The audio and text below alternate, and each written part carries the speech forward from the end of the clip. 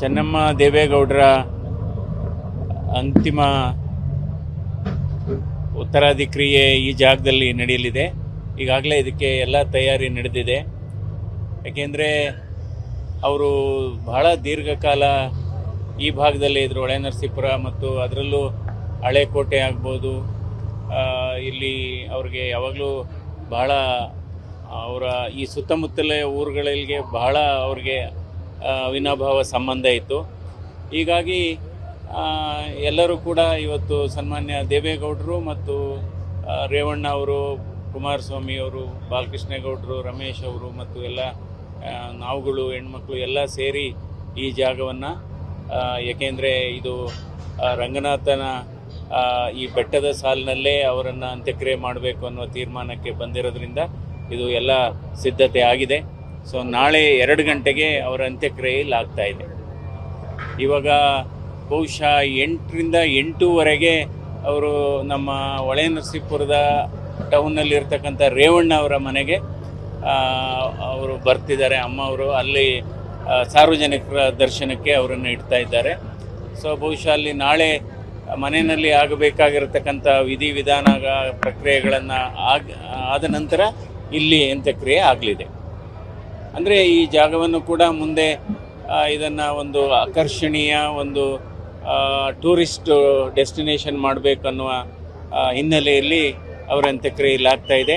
ಯಾಕೆಂದರೆ ಈ ಭಾಗದಲ್ಲಿ ಯಾಕೆಂದರೆ ಅವರು ಸುಮಾರು 72 ವರ್ಷದ ಅವರ ವೈವಾಹಿಕ ಜೀವನದಲ್ಲಿ ಇವತ್ತು ಸನ್ಮಾನ್ಯ ದೇವೇಗೌಡರು ರಾಜ್ಯ ಮಟ್ಟದಲ್ಲಿ ಮತ್ತು ರಾಷ್ಟ್ರ ಮಟ್ಟದಲ್ಲಿ ಇಷ್ಟು ಉನ್ನತ ಶಿಖರಕ್ಕೆ ಏರಬೇಕಾದ್ರೆ ಚೆನ್ನಮ್ಮ ಅವರ ಕೊಡುಗೆ ಬಹಳ ಅಪಾರ.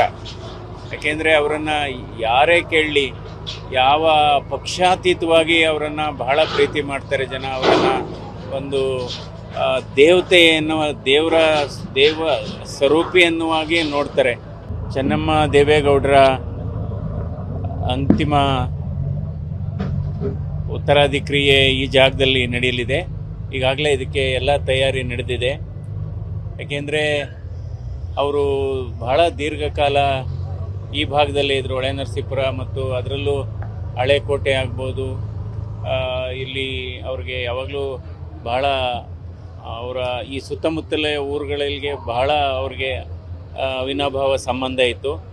ಹೀಗಾಗಿ ಎಲ್ಲರೂ ಕೂಡ ಇವತ್ತು ಸನ್ಮಾನ್ಯ ದೇವೇಗೌಡರು ಮತ್ತು ರೇವಣ್ಣ ಅವರು, ಕುಮಾರಸ್ವಾಮಿ ಅವರು, ಬಾಲಕೃಷ್ಣೇಗೌಡರು, ರಮೇಶ್ ಅವರು ಮತ್ತು ಎಲ್ಲ ನಾವುಗಳು ಹೆಣ್ಮಕ್ಳು ಎಲ್ಲ ಸೇರಿ ಈ ಜಾಗವನ್ನು, ಏಕೆಂದರೆ ಇದು ರಂಗನಾಥನ ಈ ಬೆಟ್ಟದ ಸಾಲಿನಲ್ಲೇ ಅವರನ್ನು ಅಂತ್ಯಕ್ರಿಯೆ ಮಾಡಬೇಕು ಅನ್ನೋ ತೀರ್ಮಾನಕ್ಕೆ ಬಂದಿರೋದ್ರಿಂದ ಇದು ಎಲ್ಲ ಸಿದ್ಧತೆ ಆಗಿದೆ. ಸೊ ನಾಳೆ 2 ಗಂಟೆಗೆ ಅವರ ಅಂತ್ಯಕ್ರಿಯೆ ಇಲ್ಲಿ ಆಗ್ತಾ ಇದೆ. ಇವಾಗ ಬಹುಶಃ 8ರಿಂದ 8:15 ಅವರು ನಮ್ಮ ಹೊಳೆನರಸೀಪುರದ ಟೌನ್ನಲ್ಲಿರ್ತಕ್ಕಂಥ ರೇವಣ್ಣ ಅವರ ಮನೆಗೆ ಅವರು ಬರ್ತಿದ್ದಾರೆ. ಅಮ್ಮ ಅವರು ಅಲ್ಲಿ ಸಾರ್ವಜನಿಕರ ದರ್ಶನಕ್ಕೆ ಅವರನ್ನು ಇಡ್ತಾ ಇದ್ದಾರೆ. ಸೊ ಬಹುಶಃ ಅಲ್ಲಿ ನಾಳೆ ಮನೆಯಲ್ಲಿ ಆಗಬೇಕಾಗಿರತಕ್ಕಂಥ ವಿಧಿವಿಧಾನ ಪ್ರಕ್ರಿಯೆಗಳನ್ನು ಆದ ನಂತರ ಇಲ್ಲಿ ಅಂತ್ಯಕ್ರಿಯೆ ಆಗಲಿದೆ.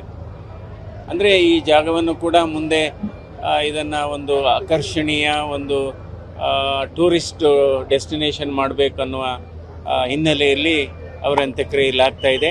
ಯಾಕೆಂದರೆ ಈ ಭಾಗದಲ್ಲಿ ಯಾಕೆಂದರೆ ಅವರು ಸುಮಾರು 72 ವರ್ಷದ ಅವರ ವೈವಾಹಿಕ ಜೀವನದಲ್ಲಿ ಇವತ್ತು ಸನ್ಮಾನ್ಯ ದೇವೇಗೌಡರು ರಾಜ್ಯ ಮಟ್ಟದಲ್ಲಿ ಮತ್ತು ರಾಷ್ಟ್ರ ಮಟ್ಟದಲ್ಲಿ ಇಷ್ಟು ಉನ್ನತ ಶಿಖರಕ್ಕೆ ಏರಬೇಕಾದ್ರೆ ಚೆನ್ನಮ್ಮ ಅವರ ಕೊಡುಗೆ ಬಹಳ ಅಪಾರ. ಯಾಕೆಂದರೆ ಅವರನ್ನು ಯಾರೇ ಕೇಳಲಿ, ಯಾವ ಪಕ್ಷಾತೀತವಾಗಿ ಅವರನ್ನು ಬಹಳ ಪ್ರೀತಿ ಮಾಡ್ತಾರೆ ಜನ. ಅವರನ್ನು ಒಂದು ದೇವತೆ ಎನ್ನುವ ದೇವ ಸ್ವರೂಪಿ ಎನ್ನುವಾಗಿ ನೋಡ್ತಾರೆ.